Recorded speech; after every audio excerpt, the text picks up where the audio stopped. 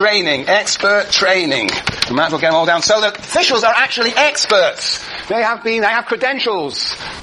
Well, he's thinking perhaps more of the German bureaucracy of the end of the 19th century, where in fact the bureaucrat official had much higher status than the bureaucratic official of today, and did indeed have a training. So, in a sense, what could be said to have a vocation, as we will see. So, expert training. 5. Yes, that's what I said. Actually, in the book it says what? Yes, 4. So basically it's comparing, as we'll see in a minute, I'll do all the parallels in a minute, it's comparing this with a situation in which officials did, in the feudal order, or pre-capitalist order, pre-bureaucratic order, officials were sort of part-time. Part-time, they were perhaps farmers, and on the other hand, they also did some administration. But now we have the salaried official who is a full-time worker, as a full-time official. So full working capacity, full-time official.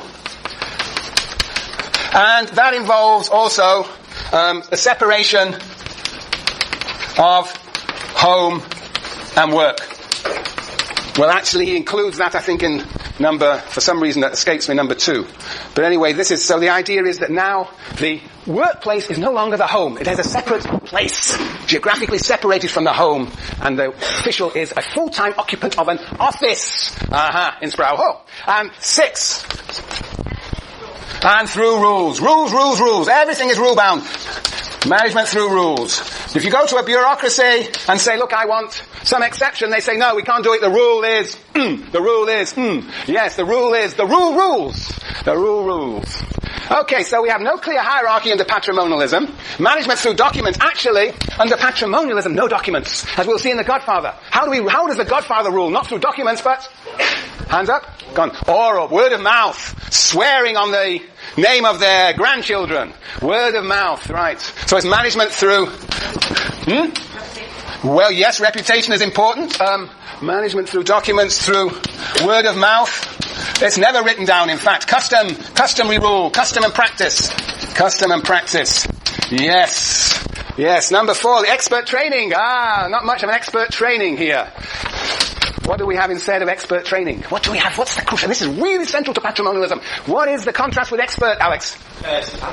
The family is the unit, yes? But what is the family? It's the family, it's the commitment to the family, which means Very good. Get it. Loyalty there at the back. You, Aaron, number 2. Very good. I discovered you under your hat. Loyalty, okay, loyalty. You know, if this were a real patrimonial organization, you would all be loyal to your chief, me. You would come every time, and you would sit in your seats, and you would do what you're told. Right, Neil? Absolutely. Yeah. Absolutely. Yes, so loyalty. Loyalty is really, as we will see in The Godfather, loyalty is absolutely crucial to the operation of mafia organizations. Yes. Okay, yes, indeed. Now, what else? Yes. Good. What's the next one? The next one is full-time official, separation of home and work. What does that mean, VJ? Isn't it home is work? Home is work. I mean, you will see so many scenes in The Godfather where home is work, work is home, family is work. I mean, that is the arena of the organization of crime. And it's work and family, no distinction. Fusion of work and family. Fusion of work and family. Does anybody remember the opening scene in The Godfather? You better all be here tomorrow. Yes, Greg?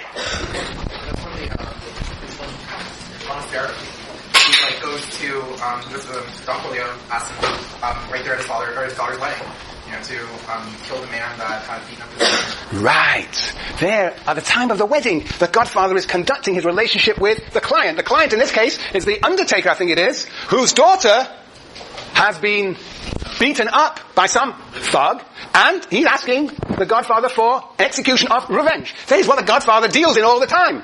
But this is his work. And it goes at the same time as a family. In fact, all the great events in the film occur at some sort of family ceremony. There's the baptism. That's the very moment of the clashing of these families. Work and family are intimately implicated in one another. Very good. That's the idea of patrimonialism. And management through rules.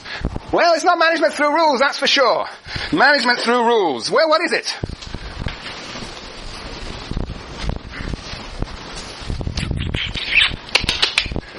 Juliana?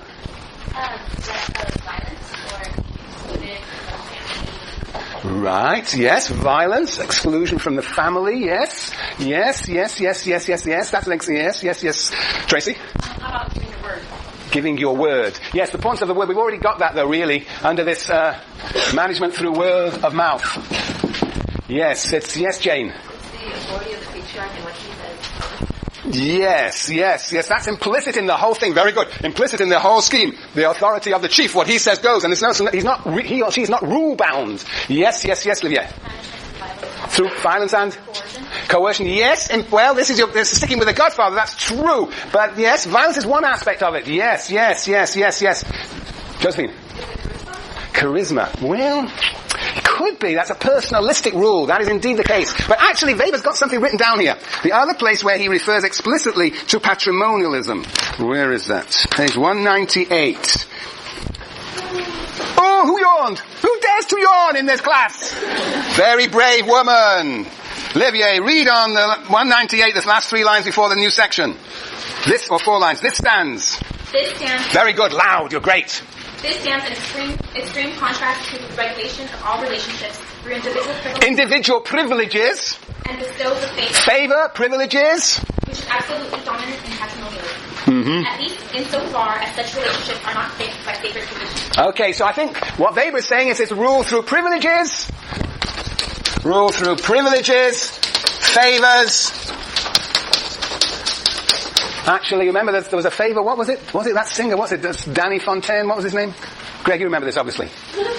Fontaine. Anyway, there is this singer that he wants to get out of some contract, so he wants a favor to be done. So basically, the Godfather is in the business of producing favors, exchange of favors. I'll do something for you, you do something for me. And he also privileges certain people based on their loyalty. And you're right, there is the idea of violence, which Weber doesn't talk about. Yes, rule through privileges and favors, as opposed to management through rules. Okay, now. So look, this is the contrast. This is why it seems so inexplicable to us, because Weber has a broad historical canvas with which he's claiming that bureaucracy is the most efficient organization. Why? Because he claims it is much more efficient than patrimonialism. That is the comparison. Now you think of bureaucracy as, I remember, red tape, as inefficiency, right? But, so let's just look at dysfunctions, which Weber doesn't talk about. Why it is, well, we could put it over there. Why not? Just for symmetry, dysfunctions. Let's go and talk about the dysfunctions of... Let's do what Weber has not done, namely to look at the problematic character of bureaucracy, its inefficiency. So, let's see if we can figure this out. Fixed jurisdiction. Fixed jurisdiction. What's the problem with a fixed jurisdiction as regards when you are dealing with a bureaucracy? Yes, Anna. Courtney. Anna. One or the other. Andy. Shoot. That's terrible. You know, a chief should know his courtiers and table servants. Right, okay. Andy. That it's hard to change the rules. Yes, and so what we face in bureaucracy is what? Rigidity. Rigidity. We know of bureaucracy as rigid, as unresponsive. All these fixed dudes, bounded rules, qualified, rigid. Alright, this stops. Rigidity. Rigidity. Very good, Andy. Thank you. Very good. What about hierarchy of positions? Boom, boom, boom. It's like this, you know? Done. And orders always go down. So if you're here, what's your problem? What's your problem, Jessica? Take a long time to get up. It certainly doesn't. Sometimes it never gets there. Absolutely. Yes, Neil? I was going to say that high-level administration becoming accessible to supervisors. Yes. So, basically there's no feedback. It's unresponsive to the clients. No feedback. A good organization, I think, is responsive to its clients. When clients make certain demands, there should be some way of feeding up. But actually, everything goes down. No feedback. No feedback. Or little. Yes, no feedback. It's all down, down, down, down. Orders come down from above, and it's difficult for things to go back up again. Yes, all right. Next. Written documents. What's the problem with written documents? Conrad. Paper trail. Paper trail. Paper everywhere. No, paper, paper, paper, paper. You accumulate more and more paper. People get obsessed with paper. They're filling out forms. They spend all their time. We must fill this out. We must fill that out. We must fill this. So it's red tape. Red tape. It clogs up the machine. It's an environmental disaster. Red tape. Next is what? Expert training. Yes, expert training. What is the problem with expert training? We're dealing with these experts. What are experts? What are experts? What are experts? There are people who are trained to specialize. Very good, Neil. You're very experienced in bureaucracy. I can see this. They are specialized. So what does that mean? You go to the specialist and the specialist says to you, That's not my job. that's not my job. Yeah. Narrow vision. Narrow vision. 4. Narrow vision. Narrow perspective. Not my job. Perspective. Yes. Yes. What's next? 4. 5. Full-time official. Separation. So you work from 9 to 5. What's the problem? The bureaucrat, the official, is working in his or her office 9 to 5. Behind the window, 9 to 5. So what's the problem? From the point of view of the client, from the point of view of the effectiveness of the organization, Sienna. Oh, yes, that's an interesting question. What happens after 5? Yes. Well, that's part of the rigidity, right? That's part of the rigidity. Yes. So, but what else is implied about the character of the work? You must have all been a bureaucrat from 9 to 5 once in your life. Rachel? Yes? No? Yes? How did you get through the day from 9 to 5? How did you get through the day? I pretty much only focused on my work and thought of 5 and when I would be off. Yes, you're dreaming. You're a dreaming official. So, what would it be like when you were off? You're not dedicated to your job. In fact, probably what you did was to routinize your job, make it routine, and to hell with the clients. Routinization. 9 to 5 leads to routinization. Unresponsiveness. Yes, interesting. What's 6? Management through rules. Oh, yes. If you are managed through rules and you're working 9 to 5, what do you do? Anders? What was the question? I was busy writing. Oh, if you are working, I don't know what happens in Norway, perhaps it's different. If you're working from 9 to 5, you routinize your work, and you're subject to these rules. What's your response to these rules? What could be your response to rules? What is your experience of how bureaucrats respond to rules?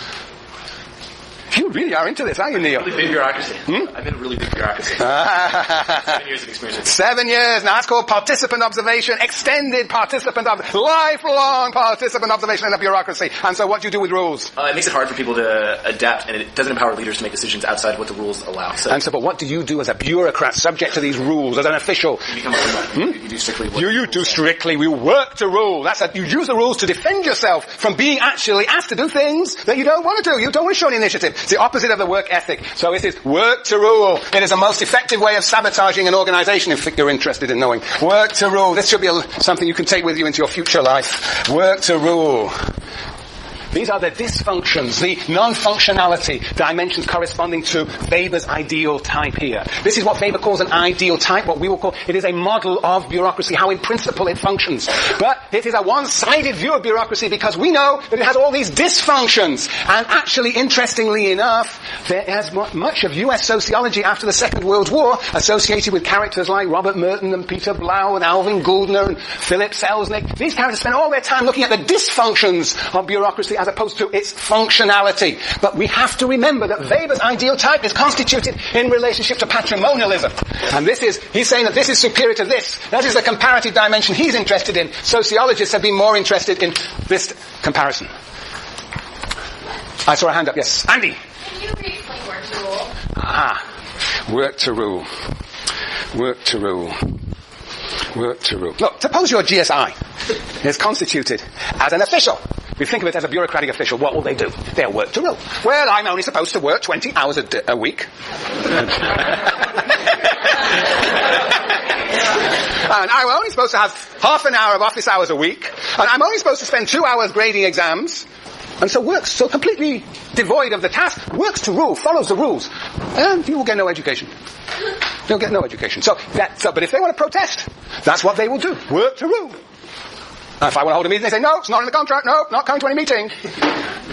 I know, perhaps, Neil, have you ever worked to rule in your bureaucracy? I've seen it happen, but I've never done it. Can you describe it so Andy will understand what it's like in the military? So the problem the Army has is that they make officers out of college graduates that are like 22, and they become in charge of people who are like 30 in the Army for 10 years. So if the way for the sergeants to kind of, push back at the newly made lieutenant is when he gives orders, they only follow the orders exactly how he said it, even though they know from experience that... The sergeants have been there a long time, and these are new recruits from university with degrees, experts. They're supposed to be experts, so they'll say something, and the sergeants will know very well that it's supposed to be done completely different, but they're not going